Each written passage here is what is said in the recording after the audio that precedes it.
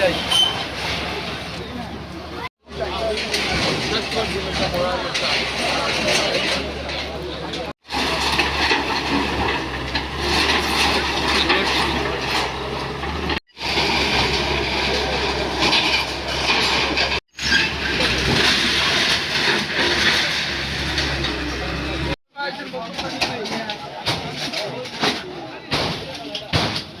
ভাঙেছে এখন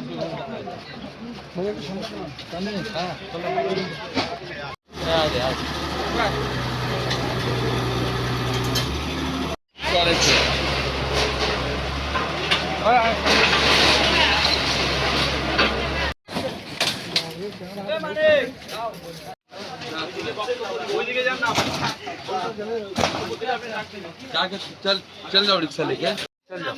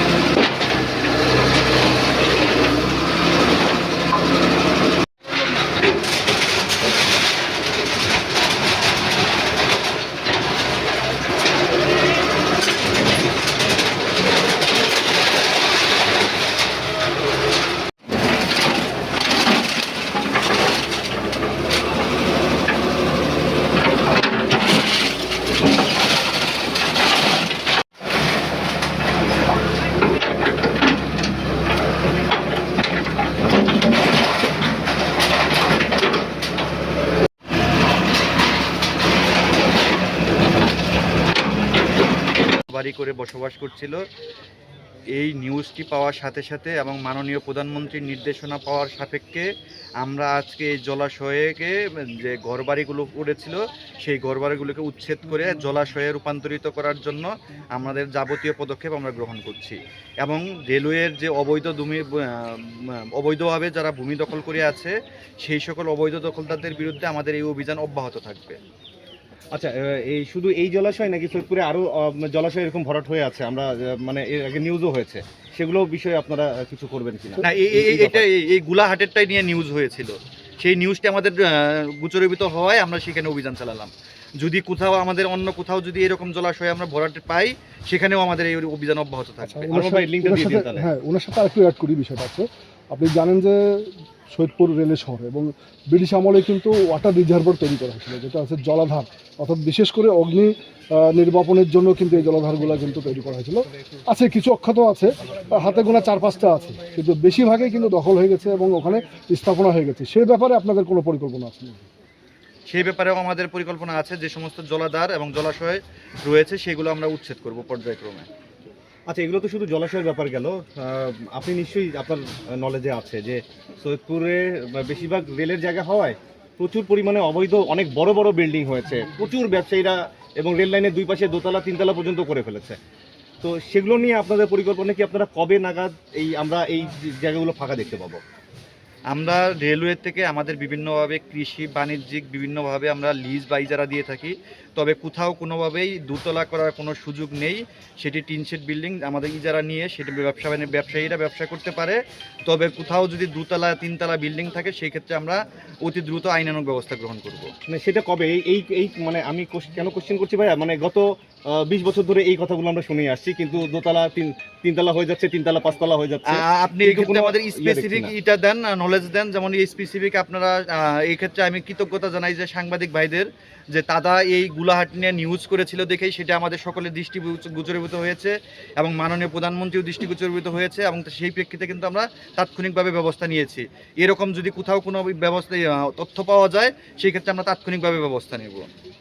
এবং আমি এখানে আজকে এবং আগামীকাল এবং পার্বতীপুর 10 এবং 11 তারিখ উচ্ছেদ করব। আচ্ছা, আমাদের সৈয়দপুর শহরে আপনার হচ্ছে যে স্থাপনা হচ্ছে, 5 এখনো কাজ চলছে, স্থাপনা হচ্ছে এবং বিভিন্ন পর্যায়গুলো কিন্তু দখলে আছে। হ্যাঁ, এবং এখানে কিন্তু ব্যক্তি মালিকানা বিক্রি করতেছেন, কিনতেছেন, রেল লোকজন থাকতেছে না। সেই ক্ষেত্রে আপনার যে নিউজ করলে আপনারা ব্যবস্থা নেবেন তো দৃশ্যমান। 5 আগস্টের পরে না, এক্ষেত্রেও আমাদের ব্যবস্থা নেওয়া হয়েছে। যেমন এই যে আপনি যেটি বললেন সেটির তথ্য আমরা পেয়েছি এরকম, সেখানে কিন্তু আমরা লাল ফ্ল্যাগ গিয়ে গেছি এবং মাইকিং করেছি যে রেলওয়ের জমি এক ব্যক্তি তো আরেক ব্যক্তি সেটা হস্তান্তর হতে পারে না। কিন্তু আমরা এই বিষয়ে আপনাদেরকে বলবো জনগণকে সচেতন করার জন্য, এবং আমাদের যখনই আমরা তথ্য পাই তখনই আমরা তাৎক্ষণিক ব্যবস্থা গ্রহণ করি। এবং প্রতিনিয়ত এই ঈদের বন্ধের মধ্যেও আমরা কমপক্ষে 5টি জায়গায় অবৈধভাবে দখলদার বিল্ডিং করতেছিল, সেখানে আমরা তাৎক্ষণিকভাবে ব্যবস্থা গ্রহণ করেছি এবং আমরা সেই ব্যবস্থাগুলো কিন্তু আমরা কন্টিনিউয়াসলি করে যাচ্ছি। হয়তো তার মধ্যে থেকেও 2-1টি গ্যাপ পড়ে যায়, তখন আপনারা সেটি পত্রিকায় নিয়ে আসেন, আমরা তখন আবার ব্যবস্থা নিই। মানে একটা বিষয় যে সাংবাদিকরা পত্রিকায় বা নিউজ করলেই আপনারা ব্যবস্থা নেবেন, তাছাড়া আপনাদের না তাছাড়া তো আমি বললাম যে ঈদের ছুটিতে যে আমি 5টা করেছি সেটা কিন্তু কোনো সাংবাদিক নিউজ করে নাই, নিউজ করার আগেই কিন্তু সেটি সলভ হয়ে গিয়েছে। সেখানে আরেকটা প্রশ্ন, সেটা হচ্ছে স্থাপনাগুলো যখন শুরু করে সেই সময় আপনারা এই কার্যক্রমটা চালান না কেন? দ্বিতীয় নাম্বার কথা হচ্ছে যে আপনাদের এই যে ভাই আমি একটু অ্যাড করি, সেই সময়ও আমি শেষ করি আগে আমার প্রশ্নটা। আপনাদের এই স্টেট বিভাগ থেকে অনেক কর্মকর্তা কর্মচারীরা এটার সাথে জড়িত রয়েছে, আমাদের কাছে এরকম অভিযোগ রয়েছে। তাদের বিরুদ্ধে আপনারা কি কোনো ব্যবস্থা নিয়েছিলেন কোনো সময় এরকম দৃশ্যমান? তাদের বিরুদ্ধে ইতিমধ্যে যে বাংলাদেশ রেলপথ মন্ত্রণালয় যেটি ব্যবস্থা নিয়েছে ইতিমধ্যে আপনারা জানেন, যে যারা এই সমস্ত অপকর্মের সাথে জড়িত ছিল তাদেরকে এখান থেকে কিন্তু সরিয়ে নেওয়া হয়েছে। আমি কারো নাম উল্লেখ করতে চাই না, কিন্তু বর্তমান রেলপথ মন্ত্রণালয় এটি আন্তরিকভাবে কাজ করছে এবং যে অর্ডারগুলো আগে আমরা নিচের লেভেল থেকে করতে পারতাম বা নিচের লেভেল থেকে হতো, সেটি কিন্তু এখন মন্ত্রণালয় থেকে এবং ডিজি অফিস থেকে হচ্ছে। শুধুমাত্র এই কারণে আমাদের পাকশি বিভাগের আন্ডারে মানে প্রায় সবাই নতুন মুখ, কারণ পুরাতন মুখরা বিভিন্নভাবে অপকর্মে জড়িয়ে পড়েছিল। এর যে তথ্যটি বললেন সেই রকম সুনির্দিষ্ট অভিযোগ পাওয়ার প্রেক্ষিতে তাদেরকে কিন্তু আইনানুগ ব্যবস্থা গ্রহণ করা হয়েছে এবং এখান থেকে তাদেরকে সরিয়ে দেওয়া হয়েছে এবং অনেকের বিরুদ্ধে বিভাগীয় মামলাও চলমান।